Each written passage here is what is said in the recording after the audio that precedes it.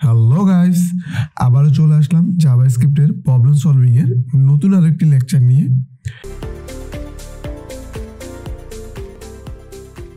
So আজকের লেকচারটাও lead করে দিই। লিড করে আরো একটি প্রবলেম আমরা সলিউশন করব। আজকের প্রবলেম নাম্বার হলো 2006। ওকে, সো তোমরা প্রবলেম নাম্বারটা দেখে তোমরা চাইলে লিড করে গিয়ে সার্চ করে ডিসক্রিপশন এক্সাম্পল তোমরা নিজেরাও পড়তে পারো। সো আমি একটু তোমাদেরকে এখান থেকে ছোট্ট করে বলে ফেলবো, count number of Paris with the absolute difference K. So প্রবলেমটা কি, আসলে আমাদেরকে একটা অ্যারে দিবে এবং একটা কে দিবে, এখানে বলছে কিন্তু হ্যাঁ, এই যে নাম্বার প্যারিসটা হবে আমার কি অ্যারে, এবং এই অ্যাবসোলিউট ডিফারেন্স কে একটা কে ইন্টিজার দিবে। আমাদেরকে রিটার্ন করতে হবে যে অ্যারের যেই ভ্যালু আছে এবং কে থেকে আমার কি সমান, মানে সমান পরের ভ্যালুটা এবং আগের ভ্যালুটা যদি আমি কি করি মাইনাস করি, মানে ডিফারেন্স, হ্যাঁ মাইনাস করলে কে সমান থাকতে হবে। যদি থাকে আমি ওটা কাউন্ট করব, ওটা আমার একটা প্যারিস। সো এইভাবে আমার অ্যারেতে কয়টা ভ্যালু আছে ততটা হবে আমার প্যারিস, ওটা আমি রিটার্ন করে দিব। ওকে, সো আমি জাস্ট এক্সাম্পল একটা নিয়ে যাই, নিয়ে আমরা আমাদের বিএস করে চলে যাই। আমি ছোট্ট করে তোমাদেরকে বললাম, তারপর আর একটু বুঝিয়ে দিই এক্সাম্পলটা থেকে। দেখো, দেন আমরা কোড করব। দেখো এখানে লক্ষ্য করো, সো এই জায়গাতে আমার কে যেটা আছে এটা হচ্ছে 1।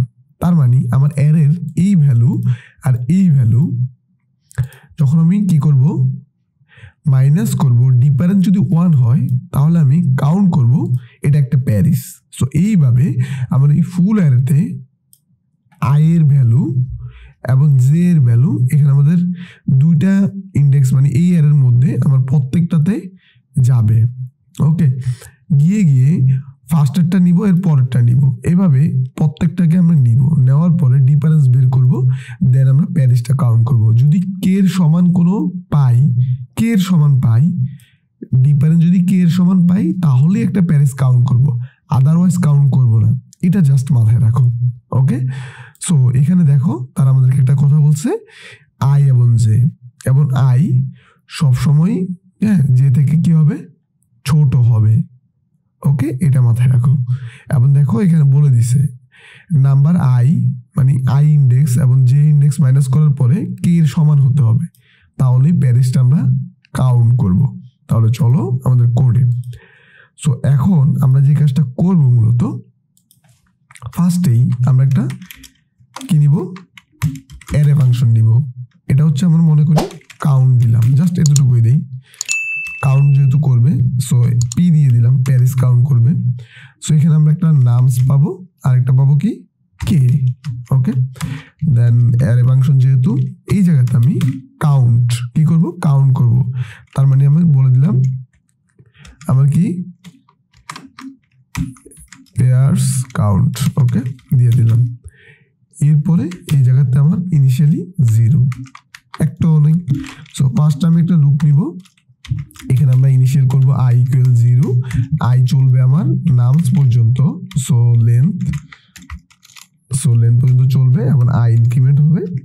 এরপরে আমার কি হবে আরেকটা ভ্যালু, মানে আই তো ভ্যালু আয়ের পরের ভ্যালু, এভাবে কিন্তু আমাকে পেতে হবে। ঠিক আছে, যখন আয়ের ভ্যালু পাবো এরপর আয়ের পরের ভ্যালুটা আমাকে পেতে হবে। সো এরপর আমরা কি করব, আবার আরেকটা লুপ নিব, লুপ নিয়ে আমি যাব, এটা দিব জে, এবং যেটাও চলবে আমার কোথায় চলবে, যেটা নামস আই পর্যন্ত। ওকে, সো নামসের লেন্থ পর্যন্ত চলবে, লেন্থ এবং যেটা ইনক্রিমেন্ট হবে। ওকে, সো আমরা এইভাবে ভ্যালুগুলো পাবো। ওকে, সো এখন আমরা যে কাজটা করব, একটা কন্ডিশন দিব, কন্ডিশনের মধ্যে আমরা জাস্ট নামস আইতম ইন্ডেক্স এবং মাইনাস নামস, আবার কি করব নামস জেতম ইন্ডেক্স ইকুয়াল ইকুয়াল কে। যদি হয়, এটা যদি সত্য হয়, জাস্ট আমার এই কাউন্টটা 1 বাড়াই ফেলো। কত বাড়াবে 1 ইকুয়াল 1, এবং এইটাকে জাস্ট রিটার্ন করে দিবা। সো এরপরে এসে আমরা জাস্ট রিটার্ন কি করবো রিটার্ন এটা করে দিব।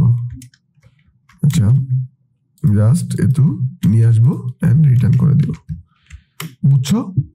সো দেখো যখন আমার আই এর ভ্যালু 0, আমার জে এর ভ্যালু কত 0, তার মানে আমার 0তম এই যে ভ্যালুটা আছে আই এর ভ্যালু এবং জে এর ভ্যালু, তখন কিন্তু আমার কাউন্ট করবে না। এরপরে পরের বার যখন আসবে আই এর ভ্যালু 0 এবং জে এর ভ্যালু 1 হবে, তখন 2 থেকে 1 গেলে থাকবে 1, তখন একবার কাউন্ট করবে। এভাবে প্রত্যেকটাতে যখন যাবে, সো এই লুপটা এইভাবে আমার যখন চলবে 4 বার, তখন এটা 4 হয়ে যাবে, কাউন্ট মানে 4 বার কাউন্ট হবে। সো জাস্ট এতটুকুই। সো আশা করি তোমরা বিষয়গুলো বুঝছো। এর লেন্থ পর্যন্ত চলবে, লুপটা কিন্তু 4 বার চলবে। সো আশা করি তোমরা বিষয়গুলো ক্লিয়ার হইছো। যদি ক্লিয়ার না হও, কোনো একটা পয়েন্টে কনফিউশন থাকে, হ্যাঁ কোনো জায়গাতে তুমি কনফিউশন থাকো, এখানে যে বিষয়গুলো আমি লিখছি এগুলো একবারে বেসিক লেভেলে তোমরা পরিচিত হবার কথা। জাভাস্ক্রিপ্ট যারা পারো তারাই আমি আশা করি প্রবলেম সলভিং ভিডিওগুলো দেখতেছো। ওকে, যদি কেউ জাভাস্ক্রিপ্টটা ভালোভাবে না পারো, সেক্ষেত্রে জাভাস্ক্রিপ্টের বেসিক নলেজগুলো অন্তত শেষ করে আসো। এরপরে তুমি দেখতে দেখতে তোমার লজিকগুলো আস্তে আস্তে বিল্ড হবে।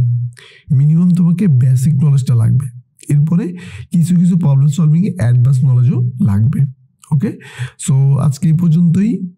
তোমরা এটা লিড করে সাবমিট করবা। আমি জাস্ট টেস্ট কেস রান দিয়ে দিচ্ছি, দেখি আমাদের টেস্ট কেসগুলো মিলতেছে কিনা।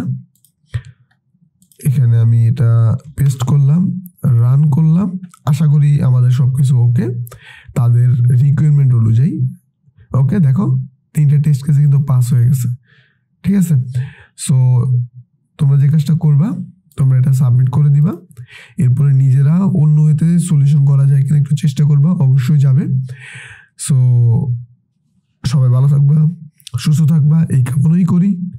আজকের মতো এখানেই বিদায় নিচ্ছি। আল্লাহ হাফেজ।